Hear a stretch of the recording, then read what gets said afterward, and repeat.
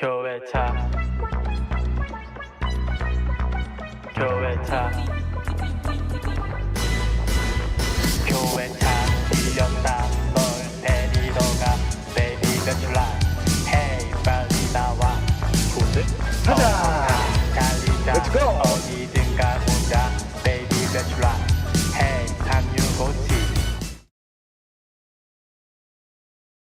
여보세요?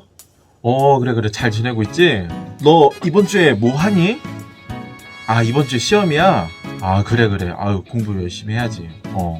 그래 그 시험 끝나고 한번 보자. 그래, 알았어. 여보세요? 너 지난주에 시험이었잖아, 그치? 시험 잘 봤어? 망했어? 아이, 그치 뭐. 지난주 시험 봤으니까 이번 주에는 시간이 좀 있겠네? 아, 레포트 써야 돼? 레포트랑. 여보세요? 지금 알바 중이야? 그러면 무슨 여보세요? 여보세요?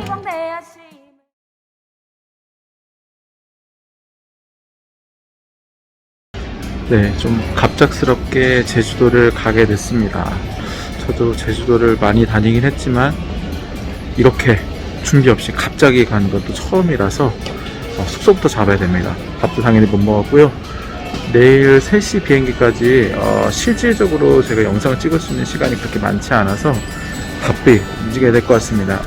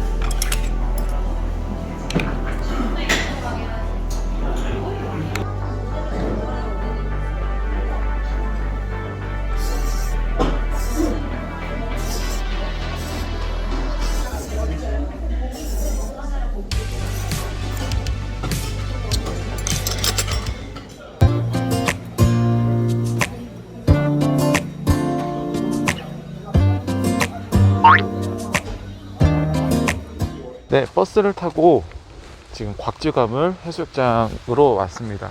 저희가 걷고자 하는 순례길 1코스는 여기 곽지감을 해수욕장에서 가까이에 있습니다. 오시는 분들이 제주공항에서 202번을 타면 순환 버스거든요. 이거 타고 곽지 해수욕장에서 내리시든지 아니면 좀 더 가까운 곳이 그 다음에 금빛신협 여기 정류장 있어요. 그래서 거기서 내려서 걸어가시면 더 가까운데, 저는 일부러 바다 한 번 더 보고 가려고 한정거장 앞에서 내려서 해수욕장에서 쭉 걸어가고 있습니다. 한번 감상하시죠.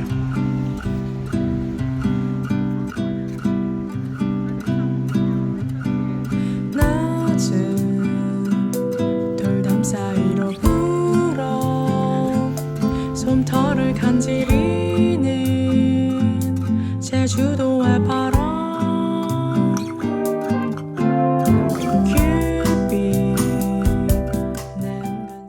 네, 제주 기독교 순례길 첫 번째 코스인 순종의 길이 시작되는 금성교회 앞에 나왔습니다.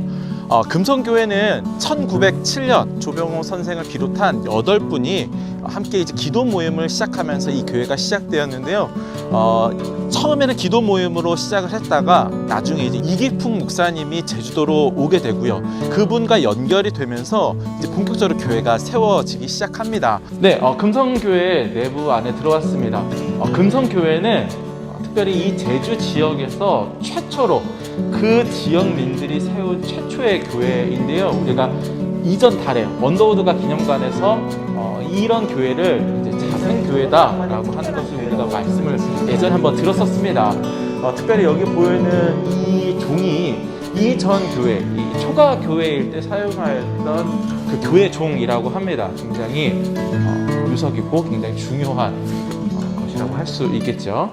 네, 이제 본격적인 코스를 시작을 했습니다. 올레길처럼 이 기독교 순례길도 표시가 있어요. 어떤 표시가 있냐면은 보라색 리본을 이제 곳곳에다가 두었고요.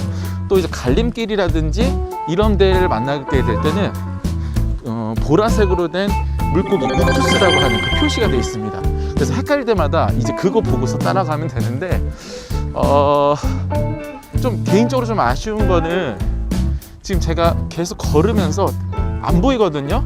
기본 정보가 없으신 분들이라면은 좀 당황할 수도 있을 것 같아요. 제주도를 제가 이제 걷기 여행을 하면서 느끼는 게 제주도라는 것도 우리는 이제 관광객들 입장에서는 마치 나를 위해서 준비된 것 같은 그런 관광 지역으로만 이렇게 인식을 하지만 사실 이곳에 살아가는 사람들의 삶이 있는 곳이거든요. 여기도 산터입니다. 삶의 현장이라는 것을 우리가 인지하지 못하고 그러다 보니까 이제 무례하게 이 지역을 대하는 그런 경우들이 있거나 혹은 이제 선입견을 가지고 혹은 단편적인 모습만 가지고 대하는 그런 경우들이 있는데 저는 이곳에서도 살아가는 사람들의 삶이 있다는 것을 좀 생각하면서 그렇게 바라보면은 이 지역이 새롭게 보이지 않을까라고 생각을 해 봅니다. 잠깐만, 저 길을 잃은 것 같은데? 길을? 일로요? 네네. 어머니 혹시 여기 금성교회 예터라고 혹시 금성교회 있잖아요. 저기 금성교회 옛날 건물이 근처에 있다고 그러던데. 어른들한테 들어가야 하나? 그래요? 이쪽으로는 집이죠 그냥? 그렇구나. 네. 알겠습니다. 저기 네. 해가지고 나가 옛날 어른들 할머니 거기 문 닫혀 있어. 네네. 그쪽으로 가서. 아니 여기 나가고 이제 내려가. 네네. 아니 네. 어른들한테 들어가야 알아. 그래. 젊은 사람. 네네. 여기서 오지. 어머니 여기 사셨구나 하셨어요? 네네. 알겠습니다. 감사합니다. 찾았어. 네. 여기가 금성교회 이전의 예배당입니다. 이 지역이 이제 이기풍 목사님이 오시고 교회가 세워진 그 터가 이제 이곳이거든요. 네, 터는 여기고요.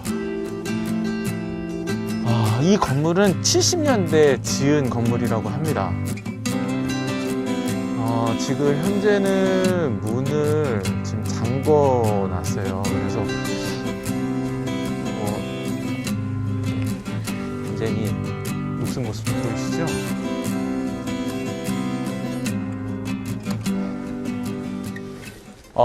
아까 금성교회 이야기하면서 이제 조봉호 선생님 이야기를 했는데요.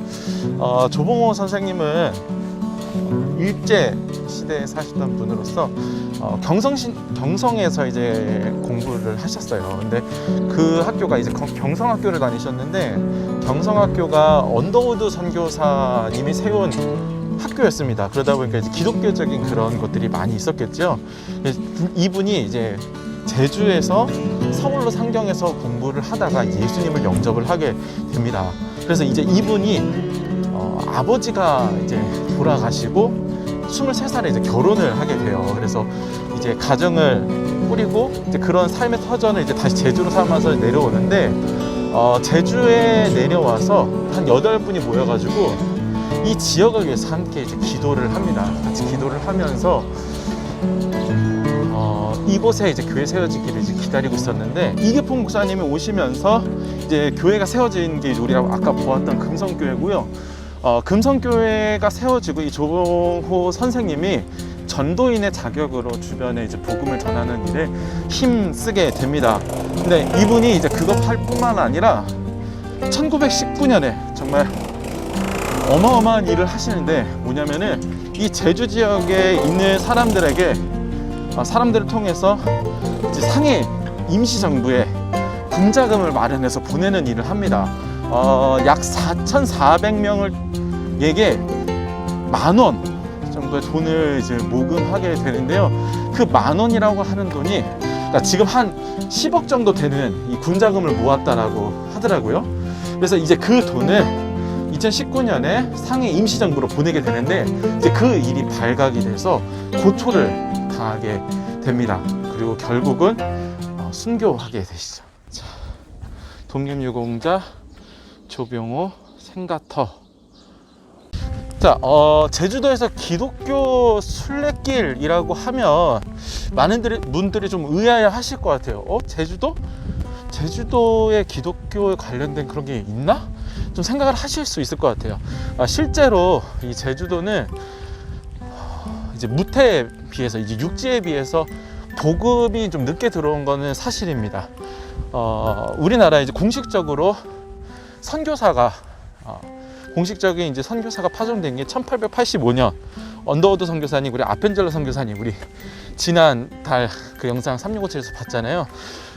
그분들이 이제 들어오면서 복음이 이제 본격적으로 시작이 되었고, 제주도에는 좀 복음이 늦게 들어오게 되는데, 아까 말씀드렸던 1908년 이기풍 선교사님 이야기를 했는데 그 이기풍 선교사님이 처음으로 국외로 파송된 제1호 선교사라고 이야기를 합니다. 그러니까 육지에 비해서는 확실히 좀 늦은 건 사실이고, 또 제주도라는 것이 저는 굉장히 유심히 좀 재밌게 봤던 게 뭐냐면, 제주도가 섬이잖아요. 섬은 특히 바다를 끼고 있는 지역은 복음 전파하기에 정말 여러 가지로 어려운 장애물들이 있습니다. 아까 말한 것처럼 죽음이라고 하는 것이 늘 가까이 있다 보니까 사람들이 두려워하는 그 마음 가운데는 많은 토속 신앙들이 생기거든요. 근데 제주도도 마찬가지입니다. 제주도에 가서 뭐 할망설화서부터 해가지고 참 많은 사당들이 진짜 많이 있고 신들이 있거든요. 그러한 제주도에 복음이 뿌리 내린다라는 건요, 굉장히 쉬운 일이 아니었을 거라는 거죠. 또 제주도가 섬지역이다 보니까 외부인들을 잘 받아들이지 않는 경향이 있습니다.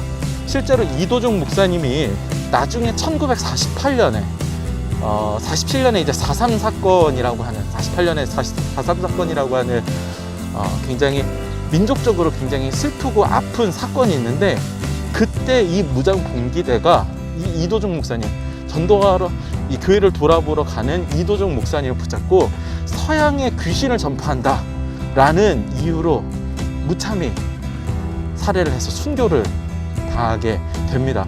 그것만 보아도 제주도라는 것이 복음에 정말 들어오기 어려웠구나 라는 것을 알 수 있는 거죠. 자, 다시 바다가 등장을 했습니다.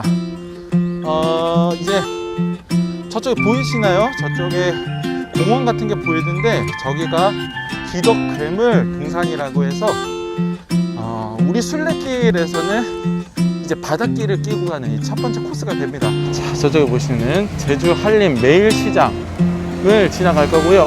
그 옆에 옥마리는 제가 너무나 사랑하죠. 너무나 사랑하는 해물 맑은탕, 꼭 한번 드셔보시죠. 매워요. 맵고 좀 짤 수 있습니다. 그래서 저는 되게 좋아하고요. 저쪽에는 한림 칼국수 있다는 거. 저쪽에 보이시죠? 저거 한림교회입니다.